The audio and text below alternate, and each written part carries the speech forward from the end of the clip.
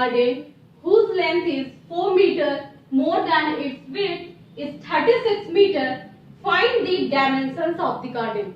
इस क्वेश्चन में बहुत इजी क्वेश्चन है, इसमें भी क्या करना है, लीनियर इक्वेशंस हमें फाइंड करने हैं एंड देन क्या करना है, हमें ग्राफिकली सॉल्यूशन करके बताना है कि इसका जो लेंथ है वो क्या होगा एंड विड्थ है वो क्या होगा। ठीक है, तो सबसे पहले क्वेश्चन को समझते हैं। क्वेश्चन से half the perimeter of a rectangular garden whose length is 4 meter more than its width is 36 metre. यहाँ पे साफ साफ बता दिया है कि जो पेरीमीटर है, इसका जो पेरीमीटर है एक रेक्टेंगुलर गार्डन का जो पेरीमीटर है वो क्या है, हाफ दिया हुआ है। हाफ है कितना, 36 मीटर पेरीमीटर दिया हुआ है, बट क्या दिया हुआ है, ये हाफ है। ठीक है, और साथ में ये बोला है कि whose length is 4 meter, 4 meter more than its width। It means rectangular garden का जितना विड्थ होगा, जितना भी होगा उससे क्या 4 मीटर ज्यादा होगा उसके लेंथ का। ठीक है, लेंथ कितना होगा, तो विड्थ से 4 मीटर ज्यादा होगा, बट कितना है वो नहीं पता। तो वही हमें डायमेंशन को फाइंड करना है कि आखिर वो लेंथ और ब्रेथ होगा क्या, है ना। तो हम यहाँ पे सबसे पहले क्या करेंगे, हर क्वेश्चंस की तरह इसमें भी सॉल्यूशन करेंगे। तो सॉल्यूशन हम यहाँ पे देखते हैं। सॉल्यूशन में क्या करेंगे, सबसे पहले लेट कर लेंगे, है ना। तो लेट कर लेंगे क्योंकि हमें लेंथ और ब्रेथ नहीं पता, लेंथ और ब्रेथ। तो late length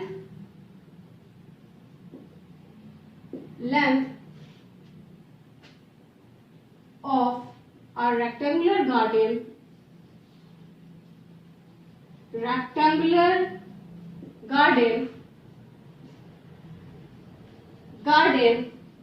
is equal to x। ये लेट कर लिया। ठीक है, तो अब जब लेंथ लेट किए हैं तो हमें क्या विड्थ भी लेट करना पड़ेगा। तो let width of a rectangular garden is equal to y। तो दोनों को हम यहाँ पे लेट कर लिए, लेंथ और विड्थ को। ठीक है, तो अब यहाँ पे अकॉर्डिंग टू क्वेश्चंस देखते हैं क्या बोला है। अकॉर्डिंग टू क्वेश्चंस तो सबसे पहले हम यहाँ पे देखते हैं कि क्या बोला है कि whose length is 4 meter more than its width। बोला है कि एक रेक्टेंगुलर गार्डन का जो लेंथ है वो क्या है, जो लेंथ है वो 4 मीटर ज्यादा है विड्थ से।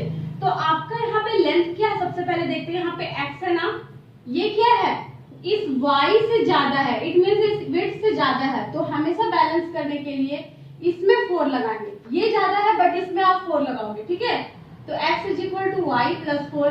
इट मींस इसको ऐसे भी लिख सकते हैं x माइनस वाई, है ना, इज इक्वल टू 4। तो आपका ये एक इक्वेशन बना, यहाँ पे एक linear equation, pair of linear equation.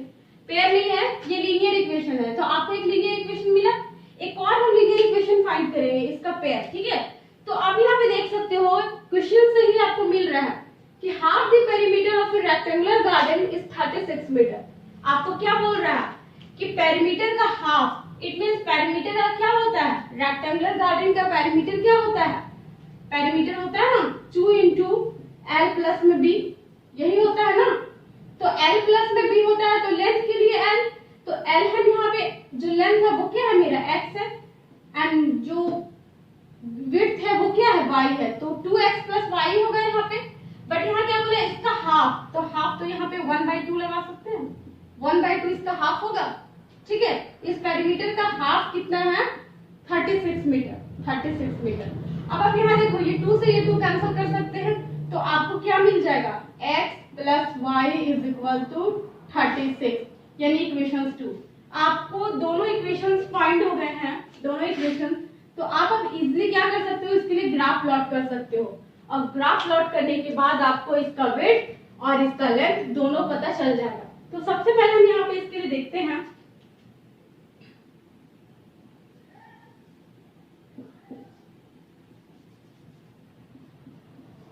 यहाँ पे देखते हैं,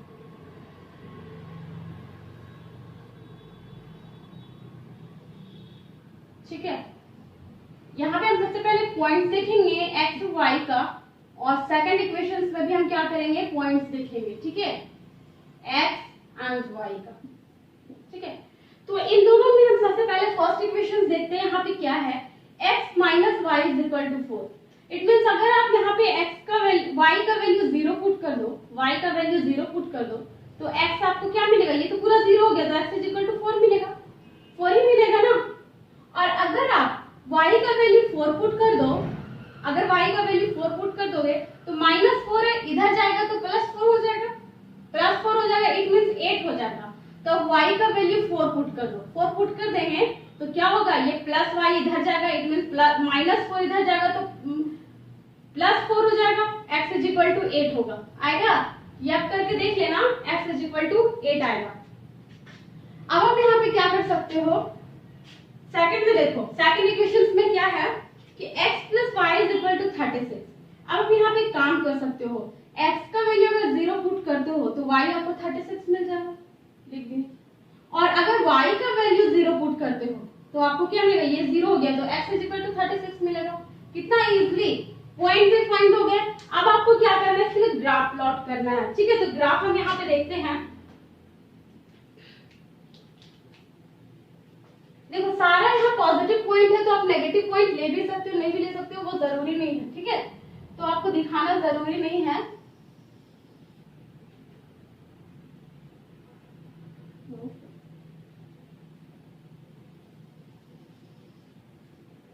ठीक है, ये x एक्सिस है, ये y एक्सिस है, इधर नेगेटिव होता है, इधर नेगेटिव होता है, तो जरूरी नहीं है कि आप इसको आप दिखा भी सकते हो, नहीं भी दिखा सकते हो, क्योंकि नेगेटिव पॉइंट नहीं है, ठीक है। आप इतना ही रखो इसको, ये ओरिजिन है, इधर नेगेटिव पॉइंट्स है, आप दिखा सकते हो, नहीं भी दिखा सकते, आपकी मर्जी। अब आप यहाँ पे देखो, x का जो मैक्सिमम वैल्यू है वो आपको 36 दिख रहा है, y का भी जो मैक्सिमम वैल्यू है वो भी 36 दिख रहा है। तो 36 अगर हम 1 से लेते हैं, 1 यूनिट का इंटरवल रखते हैं, 1 2 3 4 तो बहुत लंब जाएगा, तो इट मींस हम कुछ छोटा करके रख सकते हैं, हम रख सकते हैं 4 का इंटरवल रखेंगे यहाँ पे 4 8 है ना, 12, इस तरह से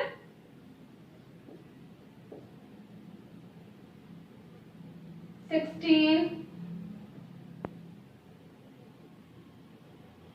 20 24 28 है ना, 32, ये ना होगा 36। यहां तक हम क्या किए कि 1 यूनिट इज इक्वल टू 4 का इंटरवल लिए, ये आप यहाँ पे साइड में ग्राफ में लिख सकते हो कि 1 यूनिट इज इक्वल टू क्या, यहाँ पे लिख देना 1 यूनिट इज इक्वल टू 4, ठीक है। आप यहाँ क्या कर रहे हो, 4 का इंटरवल ले रहे हो, 1 यूनिट में 4, फिर यहाँ पे 4, ठीक है। तो 4 सेंटीमीटर भी लिख सकते हो, कुछ भी लिख सकते हो। तो यहाँ पे देखो 4 का इंटरवल लिए, तो यहाँ पे भी लेंगे 4 8 है ना, 12 16 4 8 16 सॉरी 12 होगा ना, 4 8 12 16 20 24 28 है ना, 32 एंड 36, ठीक है। तो ये भी यहाँ पे इक्वल यहाँ पे हम ले लिए, कुछ छोटा है लग रहा है नहीं, ठीक है। अब आप यहाँ पे देखो, यहाँ लेने के बाद जो आपको यहाँ पे पॉइंट्स बोला है, क्या बोला है, हम पहले फर्स्ट इक्वेशन में देख लेते हैं 4 एंड 0। तो x का वैल्यू 4 एंड y का वैल्यू 0, इट मींस यहीं पे होगा, क्या होगा 4 एंड 0, तो यहाँ पे आप लिख दो 4 0, यहाँ पे लिख देते हैं 4 एंड 0, ठीक है।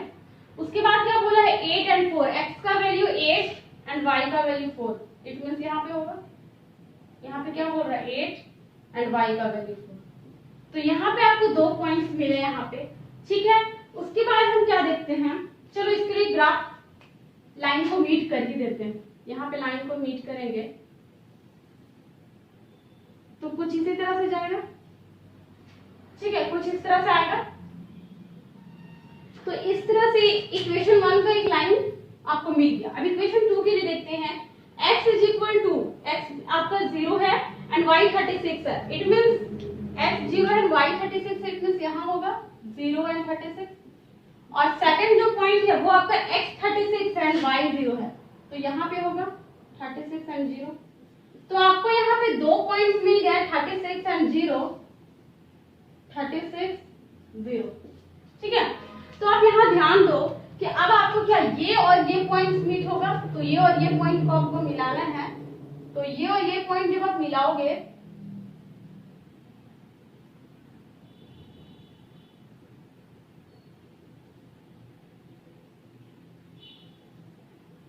कुछ इसी तरह से मीट होगा। ठीक है, तो ये आपका एक लाइन बना, एक सेकंड लाइन आपका ये बना। ठीक है, तो ये जो इक्वेशन है पहले हम यहाँ पे लिख देते हैं। ये जो इक्वेशन फर्स्ट इक्वेशन क्या है, तो ये है मेरा x minus y is equal to 4 का, एंड ये जो सेकंड लाइन है वो है x प्लस वाई, यहाँ पे लिख सकते हैं x प्लस वाई,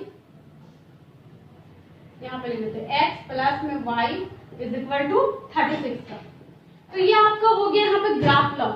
अब हम यहाँ देख सकते हैं x किसके लिए था, x किसके लिए था, लेंथ के लिए था। ठीक है, x किसके लिए था, तो लेंथ के लिए था, एंड y किसके लिए था, तो विड्थ के लिए था। ठीक है, विड्थ के लिए था, ये विड्थ के लिए था।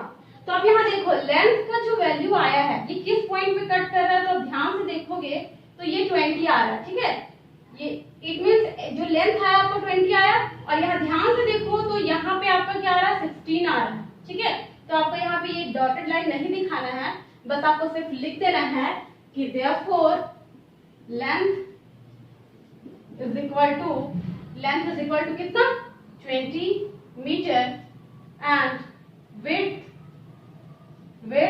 इज इक्वल टू क्या हो जाएगा, विड्थ आपका 16 मीटर। ठीक है, तो ये आपका हो गया डायमेंशन फाइंड हो गया रेक्टेंगुलर गार्डन का। आई थिंक ये क्वेश्चन भी बहुत अच्छे से समझ में आ गया होगा। जब आप ग्राफ पेपर पे करोगे ना तो एग्जैक्ट अच्छे से लाइन, सीधा लाइन आएगा 20 पे और 16 पे। यहाँ पे मेरे पास स्केल नहीं है, ग्राफ पेपर नहीं है, इसलिए अच्छे से नहीं हुआ। ठीक है, तो इस तरह से आप बना लोगे। आई थिंक ये क्वेश्चन बहुत अच्छे से समझ में आ गया होगा। ठीक है, अब हम देखते हैं यहाँ पे नेक्स्ट क्वेश्चन, क्वेश्चन नंबर 6 में है given the linear equation 2x plus 3y minus 8 is equal to 0।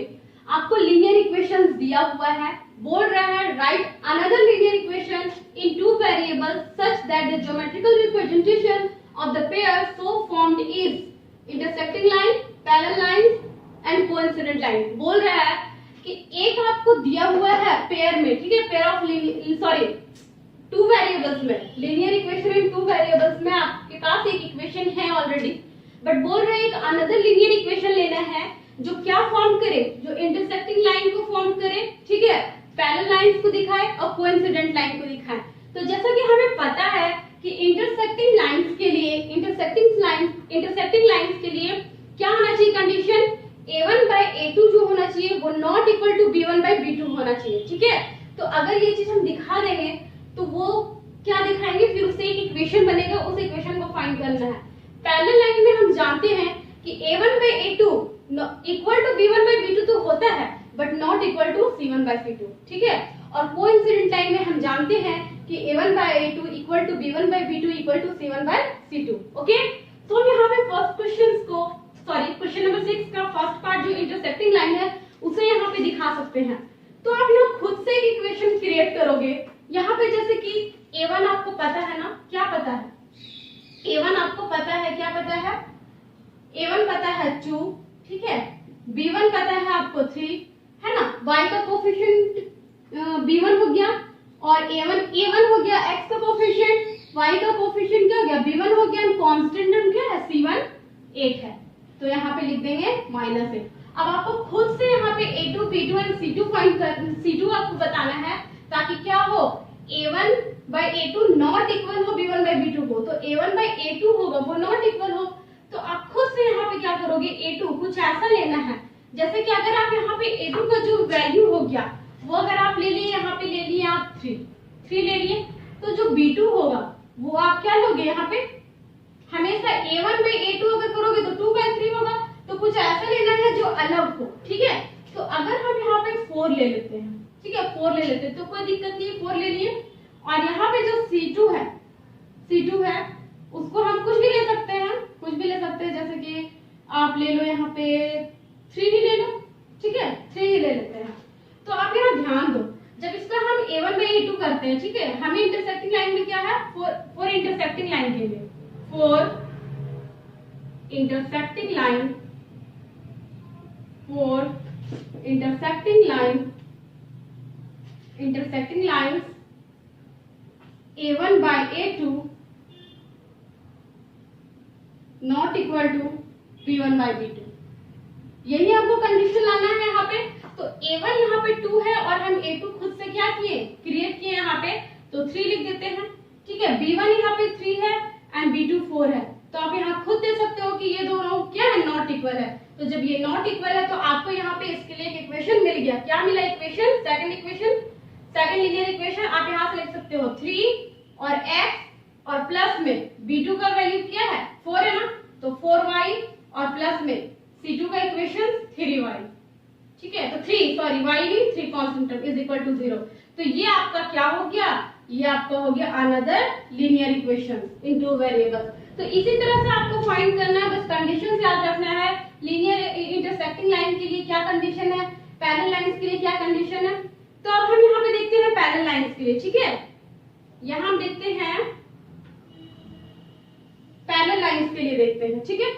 Parallel lines का अगर हम यहाँ पे देखते हैं तो आप देखो यहाँ पे हम कर सकते हैं, आपको A1 पता है ना, क्या पता है, A1 by A2 सब पता है आपको, पहले लिख लो क्या है, A1 2 है ऑलरेडी, इसमें भी लिखा हुआ है, आप यहाँ से भी देख के लिख सकते हो, यहाँ से भी। और B1 क्या है आपके पास 3 है और C1 क्या है आपके पास -8 है, तो आप यहाँ लिख दिए। अब A2 B2 और C2 आपको खुद से यहाँ पे क्रिएट करना है, क्योंकि आपको पता है कि 4 यहाँ पे लिख देते हैं पहले कि 4 पैरेलल लाइंस के लिए क्या कंडीशन है, पैरेलल लाइंस के लिए कंडीशन है A1 by A2 equal to B1 by B2। यहां लिखते हैं A1 by A2 equal to B1 by B2 but not equal to C1 by C2। तो आपको यहाँ इक्वेशंस बनाना है, तो A1 by A2 इक्वल होना चाहिए B1 by B2 को। तो आप A2 कुछ ऐसा लो कि क्या हो और B2 कुछ ऐसा लो जो क्या हो, ये दोनों इक्वल हो जाए, ठीक है। तो आप इसका यहाँ पे कुछ भी ले सकते हो, जैसे कि अगर आप यहाँ पे ले लेते हैं, यहाँ पे 4 ले लो और यहाँ पे ले लो आप 6 ले लो, ठीक है, इसी का डबल ले लिए। और यहाँ पे जो C2 होगा वो कुछ भी 3 ही रहने दो, 3 ही रहने देते हैं, ठीक है। तो अब आप यहाँ देखो, यहाँ पे देखो, जब इसको कंपेयर करो, ठीक है, A1 by A2 को, तो 2 by 4 होगा यहाँ पे आपका, B1 by B2 यहाँ पे बोला है ना, तो क्या है 3 by 6 है। तो आप कट करोगे तो 2 1 2 2 2 4 3 1 3 3 2 6 1 by 2 equal to 1 by 2। Not equal दिखाना है C1 by C2, तो C1 तो ऑलरेडी -8 था और C2 आपने क्या लिया 3 लिया, तो ये क्या हो गया, नहीं कटेगा, तो ये नॉट इक्वल है, इसकी इक्वल नहीं है, 1 by 2 के इक्वल नहीं है। तो ये आपका इक्वेशन फुलफिल कर रहा है।